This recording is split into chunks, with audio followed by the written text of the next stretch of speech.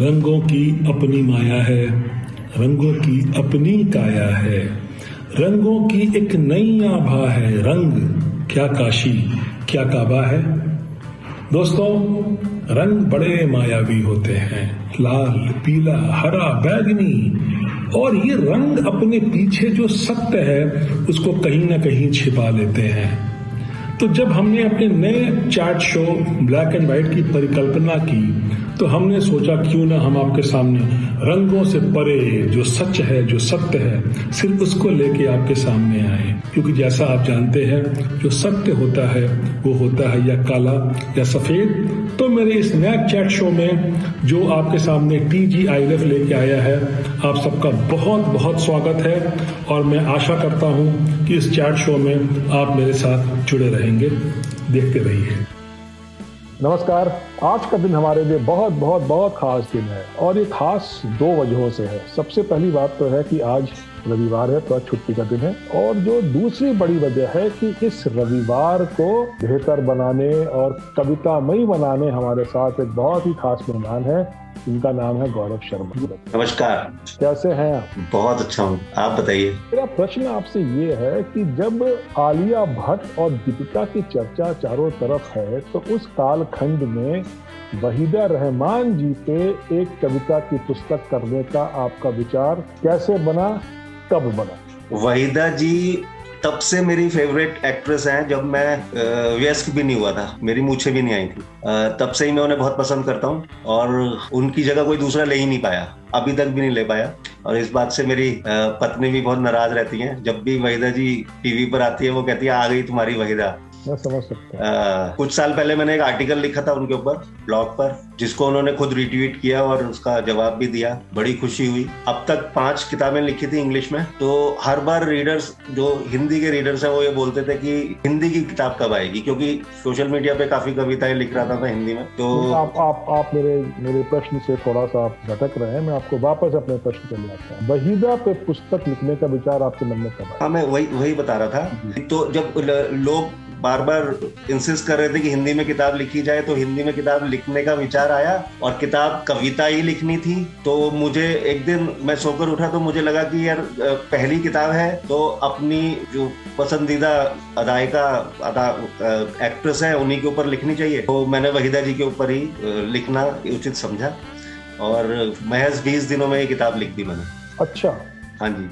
तो इसमें देखिए, जब आप वहीदा जी से आपका प्रेम इतने सालों का था तो आपको 20 दिन भी लगे, मुझे थोड़ा ये जान के आश्चर्य रही। किताब तो आपको 1 या 2 दिन में ही लिख देनी चाहिए थी। नहीं, एक्चुअली जो ये किताब है वो वहीदा जी द्वारा अभिनीत किरदारों पर आधारित है। तो जो उनकी फिल्में थी वो तो मैं भूल चुका था, तो कविताएं लिखने के लिए मुझे वो फिल्में दोबारा देखनी पड़ी। तो मैं सुबह 5 बजे उठता था, एक फिल्म देखता था और शाम तक एक कविता लिख देता था। तो इस तरह से वो किताब लिखी है। जो तक लिखने का जो इसकी जो जर्नी थी, जब आपके मन में विचार आया, फिर आपने कहा कि मैं इनकी फिल्में भूल चुका हूँ, मैं फिल्में देखूंगा और उससे फिर से इंस्पायर होकर मेरे जहन में जो भी विचार आएगा उसको मैं पोथी लिखूँ। तो ये जो 20 दिन जो आपने ये अपनी पुस्तक लिखने में लगाया, इस 20 दिन के सफर के बारे में कुछ हमारे दर्शकों को बताया। दिन का समय मेरा जो दिन होता है वो काफी बिजी होता है। I am a mathematics teacher. 2 बजे से लेकर रात को 8 बजे तक मेरी कॉन्टिन्यूस क्लासेस होती हैं और सुबह भी कुछ क्लासेस होती हैं। तो सुबह 4 से 5 बजे उठकर मैं 2 घंटे में यूट्यूब पर वो मूवी देखता था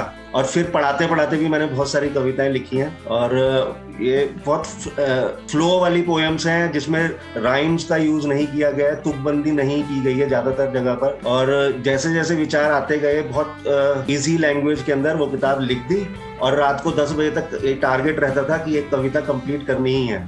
तो इस तरीके से वो 12 फिल्में हैं ये, और 12 फिल्में 12 दिन में देखी और 12 कविताएं लिखी और फिर उनको एडिट करने में थोड़ा सा 1 हफ्ता लगा। तो इस तरह से 20 दिन में ये किताब कंप्लीट हुई। 21वें दिन ये किताब मैंने पब्लिशर को सबमिट कर दी थी। जब पहली कविता लिखी थी उसी दिन पब्लिशर से बात कर ली थी कि मैं ऐसा कुछ लिख रहा हूँ और सबमिट करने वाला हूँ। उनका उसी समय रिप्लाई आया कि आप एक सैंपल भेजिए।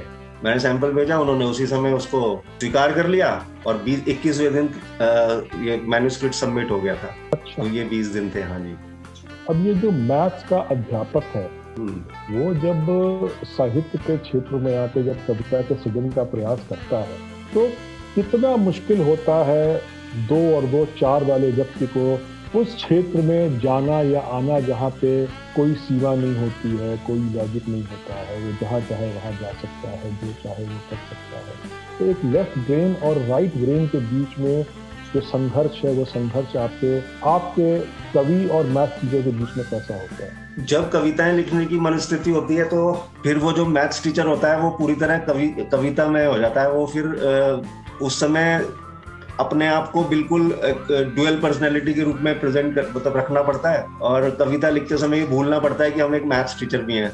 ये थोड़ा सा मैंने अपने आप को शुरू से ही ढाला है, क्योंकि मैं काफी समय मैथ्स टीचर बनने से पहले मैं लिख रहा हूँ, तो मैं शायद इसी वजह से ज्यादा अच्छी तरह अडेप्ट कर सकता हूँ उसमें, मुझे ऐसा लगता है। अगर कहीं ऐसा तो नहीं होता कि मैथ्स टीचर जब आप होते हैं तो मैथ्स पढ़ाते बीच में कहीं शेर व शायरी या कविता दिया जाती? नहीं, बिल्कुल नहीं, उसकी गुंजाइश नहीं रहती वहां पर। तो मतलब जब आप ये बता रहे थे कि आप मैथ्स और कवि के बीच में कैसे बैलेंस करते हैं, तो प्रश्न जो मेरे जहन में आ रहा था कि कितना सहज होता है आपके छात्रों को, जो आपसे मैथ्स पढ़ने आते हैं, ये जानने के बाद कि आप कवि भी हैं, आपको एक अध्यापक के रूप में, वो भी मैथ्स के अध्यापक के रूप में ना सिर्फ देख पाना बल्कि उस अध्यापक को सीरियसली लेना। हाँ, ये कभी कभी होता है, बट जो नए स्टूडेंट्स आते हैं उनको शुरू में मैं कभी भी ये खुलकर बताता नहीं हूँ कि मेरा पैशन क्या है। धीरे धीरे जब उन्हें पता चलता है वो खुद विस्मित रहते हैं, और फिर मैं उन्हें बोलता हूँ, खुद अपने आप से ना बताकर जो दूसरे स्टूडेंट्स होते हैं जो पहले से पढ़ रहे होते हैं वो कुछ बताते हैं, और बाकी मैं उनसे कहता हूँ कि आप गूगल पे सर्च करके देखना, ज्यादा शायद समझ में आएगा। मैं अपने मुंह से कुछ बताऊंगा तो ठीक है। और पढ़ाते समय मैं एक राइटर की तरह अपने आप को प्रोजेक्ट बिल्कुल भी नहीं करता हूँ। और फिर शायद माँ सरस्वती की देन है, 25 साल हो भी गए हैं पढ़ाते हुए, तो थोड़ी सी अथॉरिटी भी है सब्जेक्ट पर। तो जब आप पढ़ा रहे होते हैं और स्टूडेंट्स उस चीज से ज्यादा जज करते हैं आपको कि आपके सब्जेक्ट के ऊपर कितना होल्ड है। मेरा जो आपसे दूसरा प्रश्न है गौरव जी, वो ये है कि आप जिस शहर से आते हैं उस शहर का साहित्य में बहुत बड़ा योग रहा है, बहुत बड़ी साहित्य में आपके शहर की पहल रही है। क्या वजह है कि आगरा जो एक साहित्य का गढ़ हुआ करता था, पिछले 20, 25, 30 वर्षों में आगरा से कोई बड़ा साहित्यकार नहीं आया? नहीं, मैं यहाँ पर क्षमा याचना के साथ आपको बताना चाहता हूँ, मैं आगरा से नहीं हूँ,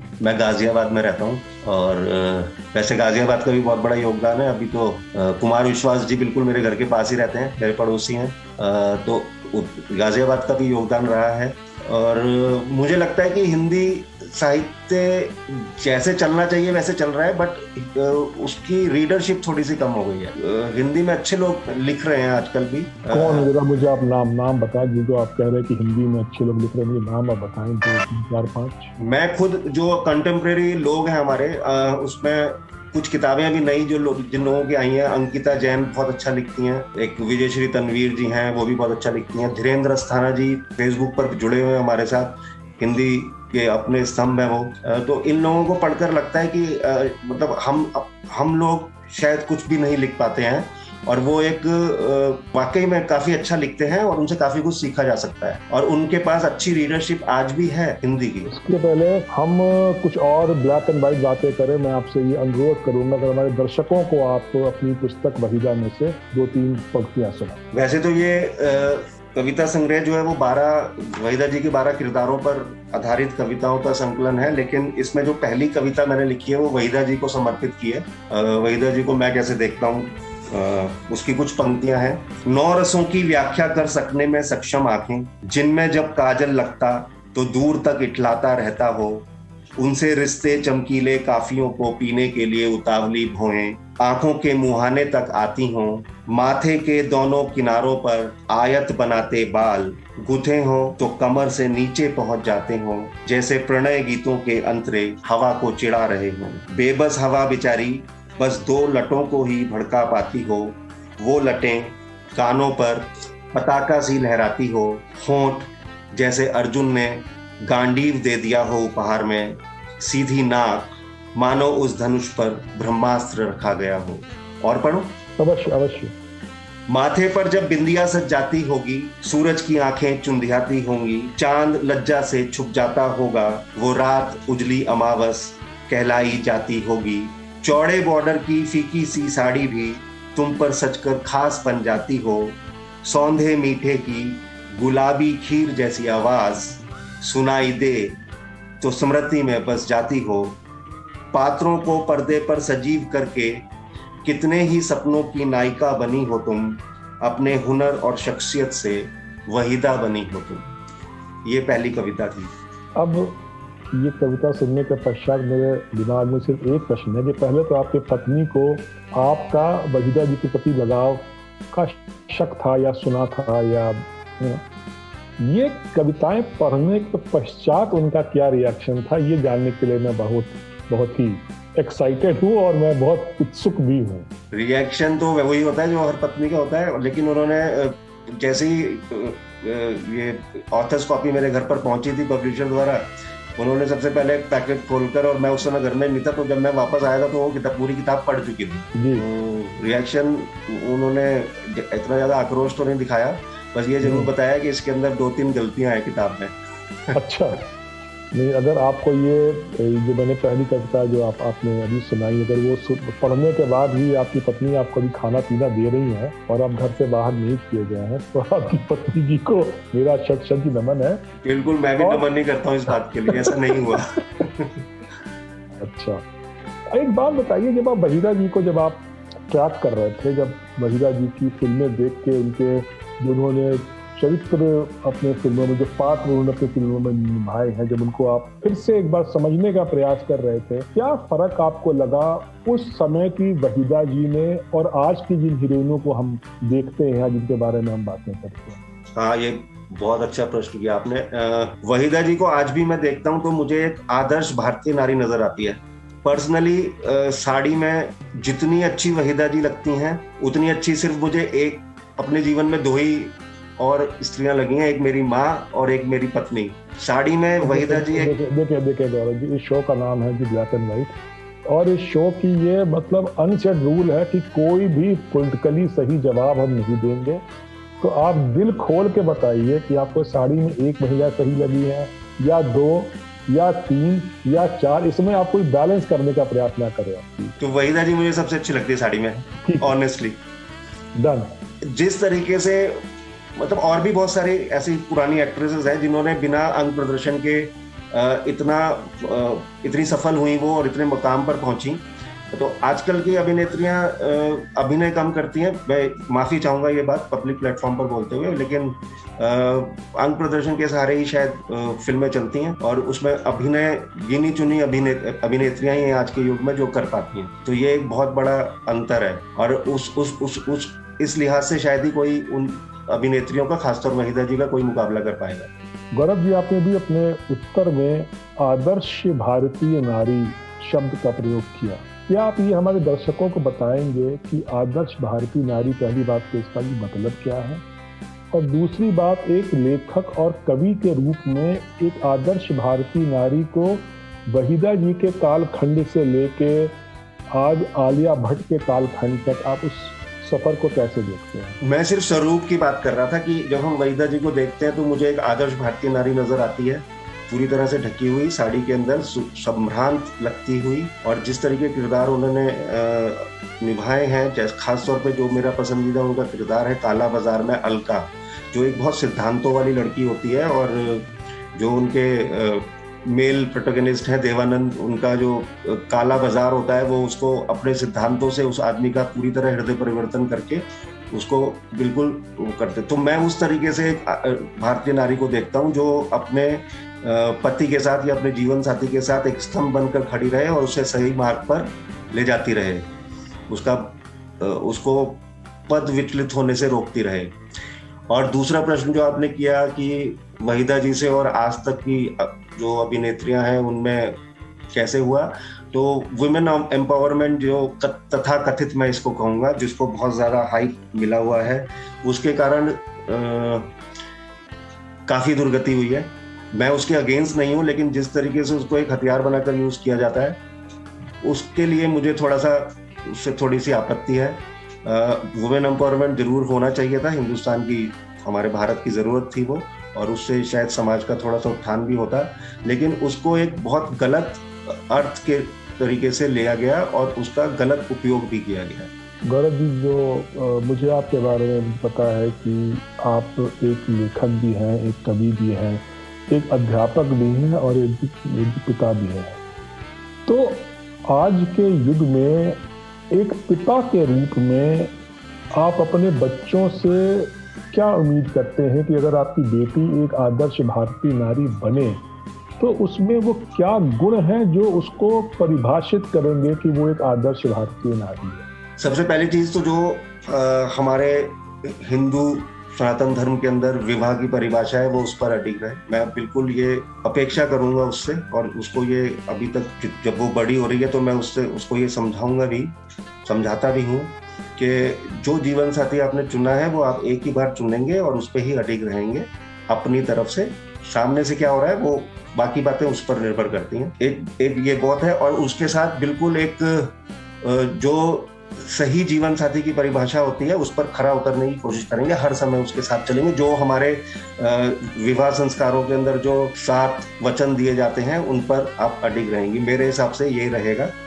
और जो भी हमारे संस्कारों में है उनसे बिल्कुल भी विचलित नहीं होगी, मैं ये अपेक्षा करूँगा। आपकी बातें मुझे तो सुन के बहुत ही बल मिल रहा है, क्योंकि जो आपने बातें की काश हम सब इन बातों को समझ पाते, जान पाते, जिन पे चल पाते। लेकिन इसके साथ एक जुड़ा हुआ जो दूसरा प्रश्न मेरे सामने आता है वो ये है, माई लाइफ माई चॉइस के इस युग में कितना आसान या कितना कठिन होगा आजकल के बच्चों को जिस सनातन धर्म और जिस परंपरा की आपने बात की है उसका पालन कर? हाँ, थोड़ा सा कठिन तो होता है, लेकिन अगर हम अपने खुद के चाल चलन के अंदर वो चीजों को ले आते हैं तो शायद बच्चों को समझाना या उनके लिए एक आदर्श बन पाना ज्यादा सरल होता है, मुझे ऐसा लगता है। तो बच्चों को अगर बचपन से वही संस्कार या वो सीख दिए जाएं, माई लाइफ माई चॉइस, बिल्कुल इसमें कोई हर्ज भी नहीं है, लेकिन वो चॉइस फिर आपकी परफेक्ट होनी चाहिए, आप इतने परिपक्व भी होने चाहिए,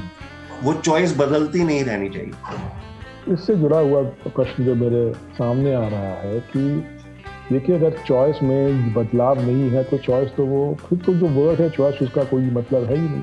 और एक इससे जुड़ी हुई पंक्ति भी मेरे दिमाग में आ रही है, जो है, पुरातनता का निर्मोह से हती न प्रकृति पर लेख, नित्य नूतनता का आभास की है परिवर्तन में से। तो अगर प्रकृति भी ये कहती है कि change is the essence of life, तो अगर एक नवयुवक या नवयुवती अगर चेंज और चॉइस को मिक्स कर रहा है तो इस पे आपके विचार क्या है? नहीं, वो निर्भर करता है कि वो चॉइस में परिवर्तन किस चॉइस में परिवर्तन हो रहा है। कुछ चॉइसेस ऐसी होती हैं वो परिवर्तन नहीं मांगती, वो आपको एक ही बार करनी होती हैं। जी, हमने अपने बुजुर्गों को देखा है और हम भी उसी बात पर अडिग रहे हैं। हमने जो चुनाव एक बार कर लिया फिर हमें उसके ऊपर कोई पछतावा नहीं, ना होता है ना होना चाहिए, आज भी नहीं है।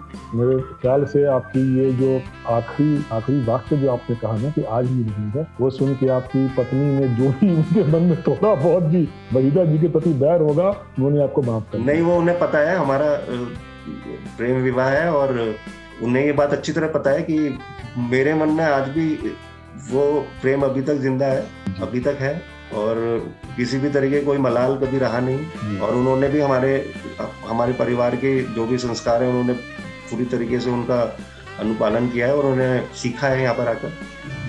चलिए, अगर हमारे दर्शकों के लिए आप कोई अपनी जो आपकी फेवरेट जो पंक्ति हो या कोई कविता हो वो अगर साझा करना चाहें तो। पुस्तक में से जी, तो वहीदा जी द्वारा असंख्य किरदारों में से जो मेरा सबसे पसंदीदा किरदार है वो है काला बाजार की अलका। काला बाजार में वहीदा जी का जो किरदार है उसका नाम अलका होता है। उसकी कुछ प्रारंभिक पंक्तियां मैं कहना चाहूंगा यहाँ पर। कविता का शीर्षक भी अलका ही है, ये इसका है। और हर जो फिल्म है उस पर जब हमने कविता लिखी है तो उस किरदार को और उस फिल्म को हमने 1-2 पंक्तियों से उसका एक परिचय दिया है। तो पहले मैं वो परिचय पढ़ना चाहूंगा। काला बाजार में अलका थी मानो पवित्र मौली, काला बाजार में अलका थी मानो पवित्र मौली, जैसे आदर्शों के अक्षत, जैसे सिद्धांतों की रोली। तो ये परिचय था। अब कविता प्रारंभ करता हूँ। अलका।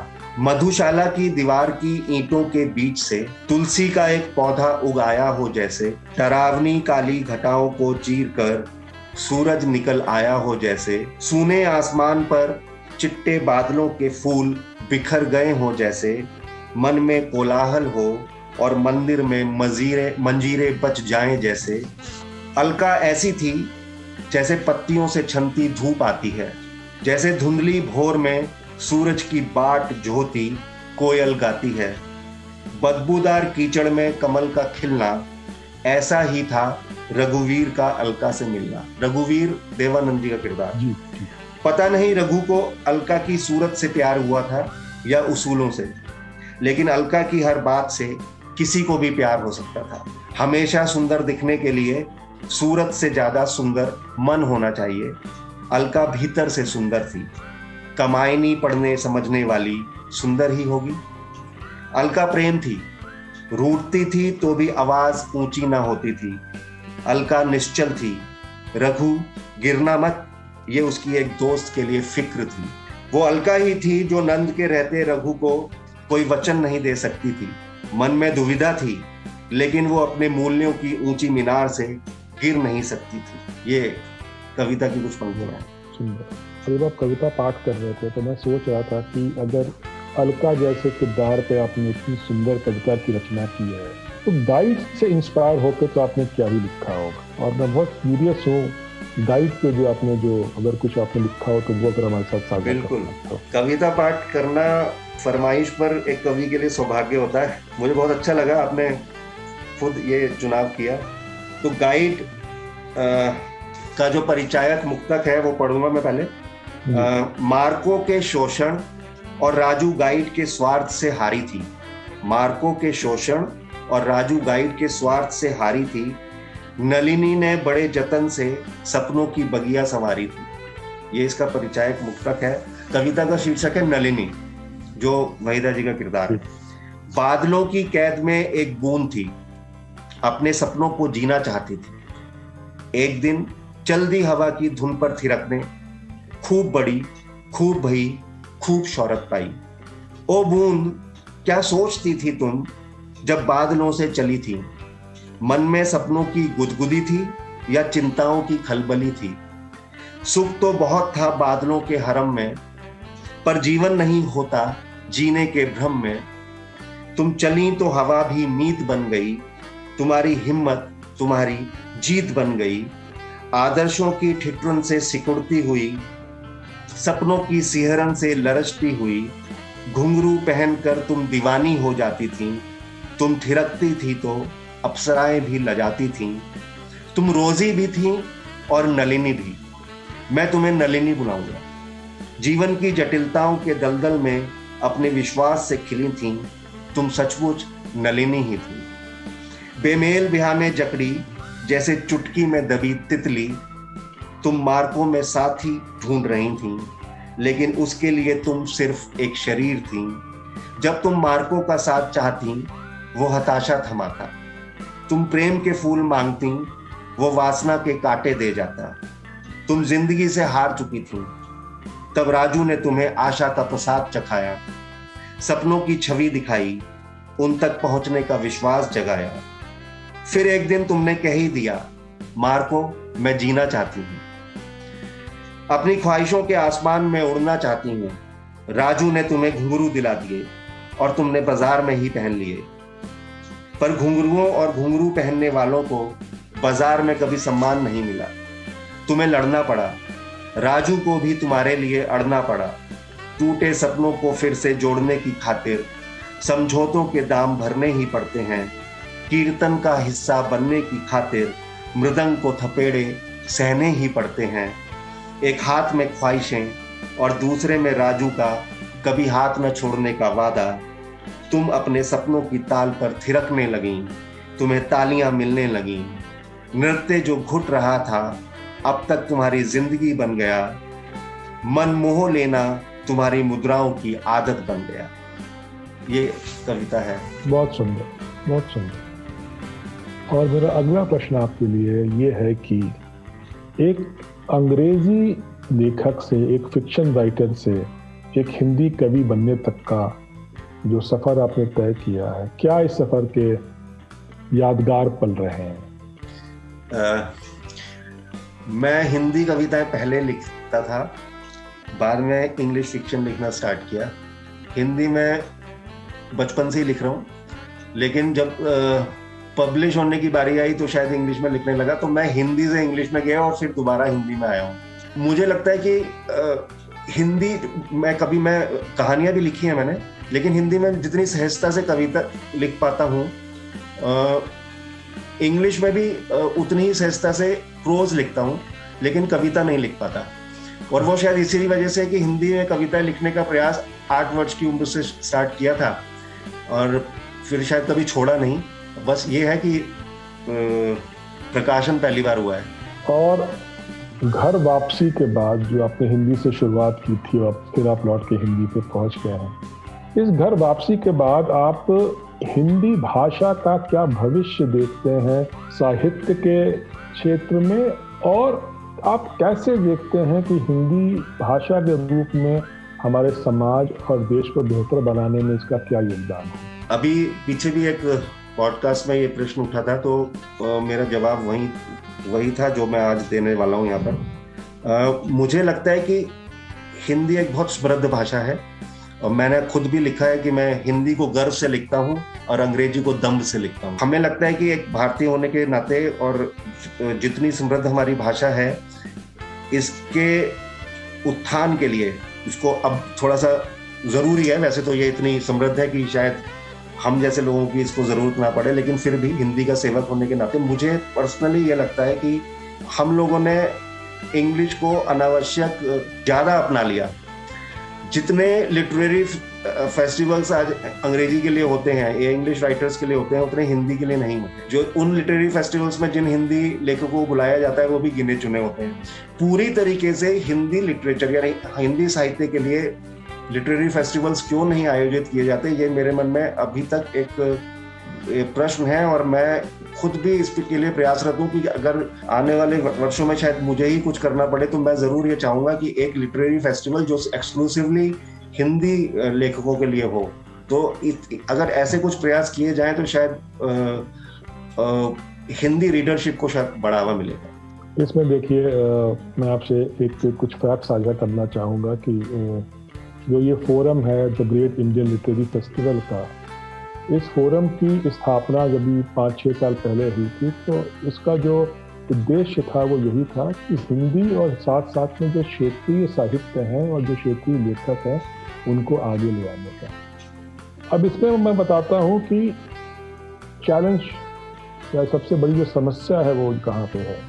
सबसे बड़ी समस्या आपको जान के बहुत ये आश्चर्य होगा कि जब एक संस्थापक होने के नाते जब मैं हिंदी लेखकों की जब मैं खोज शुरू करता हूँ या जब हिंदी की कवियों की मैं खोज शुरू करता हूँ, 20 लेखक या 20 कवि भी बमुश्किल भी मिलते हैं। लेकिन समस्या ये है कि हिंदी लिखने वालों की तो जो कमी है वो है ही, उससे बड़ी समस्या ये है कि जो हिंदी सुनने वाले हैं या पढ़ने वाले हैं, उन्होंने कोई दीवाना कहता है, कोई पागल समझता है, कोई हिंदी कविता का स्वरूप मान लिया है। ये इस देश का दुर्भाग्य है। आप मेरा भरोसा कीजिए, मेरे दिल में इस बात का बहुत बहुत दुख है कि इतनी समृद्ध भाषा होने के पश्चात इस देश का जो हिंदी पढ़ने वाला है वो कोई दीवाना कहता है, कोई पागल समझता है, कोई कोट करता है। और ये जो बड़े बड़े जो कवि बने घूम रहे हैं, जो लाखों रुपए ले रहे हैं, जो माँ सरस्वती की बात करते हैं, इनको इस बात में शर्म भी नहीं आती है। जो आपने कहा कि हिंदी बहुत बड़ी भाषा है और आपका कोई इसमें रोल नहीं है, हिंदी भाषा को आप जैसे कवियों की बहुत अधिक आवश्यकता है। जब तक आप जैसे लोग हिंदी लिखना शुरू नहीं करेंगे, जब तक आप जैसे लोग हिंदी बोलना प्रारंभ नहीं करेंगे, जब तक मेरे जैसे लोग आप जैसे लोगों को प्लेटफॉर्म देना नहीं शुरू करेंगे, ये जो 2-2 पैसे के जो लोग कवि बने घूम रहे हैं, ये हिंदी भाषा की इतनी बड़ी क्षति भी कर जाएंगे, ये कभी ठीक होगी नहीं। इसके साथ में अपने आखिरी प्रश्न पे आता हूँ। गौरव अपने आप को आने वाले 5 साल में हिंदी के साथ कहाँ देखते हैं? एक हिंदी कहानी संग्रह मेरा अधूरा है, उसको पूरा करना है मुझे। और ये जो वहीदा आई उसके बाद एक चुनौती मिली। किसी ने कहा मुझसे, मेरे मित्र हैं उनकी पत्नी ने, जब ये किताब उनके पास आई तो उन्होंने मेरे को बोला कि किसी स्त्री पर लिखना बहुत सहज होता है, क्योंकि आप उसके लिए लिखने के लिए बहुत सारी चीज़ें होती हैं। उसका रूप होता है, उसकी आंखें होती हैं, तो उसका सौंदर्य होता है। लेकिन किसी पुरुष पर लिखना, ऐसी पुस्तक किसी पुरुष पर लिखना काफ़ी मुश्किल होता है। तो इसलिए आपने वहीदा जी को चुना होगा। तो मैंने उसी समय उस चुनौती को स्वीकार करते हुए कहा था कि अगर मैं ऐसी पुस्तक बहुत जल्दी दूसरी लिखूंगा और वो पुस्तक किसी पुरुष अदाकार पर होगी, और जो मेरे पसंदीदा 2 कलाकार हैं, देवानंद और धर्मेंद्र, तो उनमें से किसी एक पर होगी। ये उसी समय मैंने उस चुनौती को स्वीकार कर लिया था, और मैं अभी उस पर काम कर रहा हूँ, शुरू कर दिया मैंने। और एक हिंदी कहानी संग्रह मेरा है, 8-9 कहानियां मैं लिख चुका हूँ। वो मेरा विचार है बहुत जल्दी लाने का। तो हिंदी के क्षेत्र में तो ये आने वाले साल में या 2 साल में ये 2 किताबें जरूर आई जाएंगी। गौरव जी, हमें समय देने के लिए आपका बहुत बहुत धन्यवाद। और हम ऐसी आशा और मंगल कामना करते हैं कि आपकी जो घर वापसी हुई है, वो घर वापसी आपको नाम दे, आपको यश दे, आपको सम्मान दे। और मैं ऐसी उम्मीद करता हूँ कि हिंदी भाषा की सेवा में आपसे मुझसे जो कुछ भी योगदान बन पड़ेगा हम दोनों देंगे। और जब कभी भी जब कोरोना खत्म होगा और जब भी अपना नया जीवन काम करेंगे, उस पर मैं आपको अवश्य याद करूँगा। तो हमारे साथ अपनी कविताएं साझा करने के लिए बहुत बहुत धन्यवाद, और आपसे हम वार्ता आगे भी जारी रखेंगे। मेरी तरफ से भी आपका बहुत धन्यवाद अमित जी। मेरा सौभाग्य है कि मैं इस प्लेटफॉर्म पर आ सका, आपने मुझे आमंत्रित किया। इसके लिए बहुत बहुत आभार आपका। बहुत धन्यवाद गौरव जी। दोस्तों, ये था आज का ब्लैक एंड वाइट।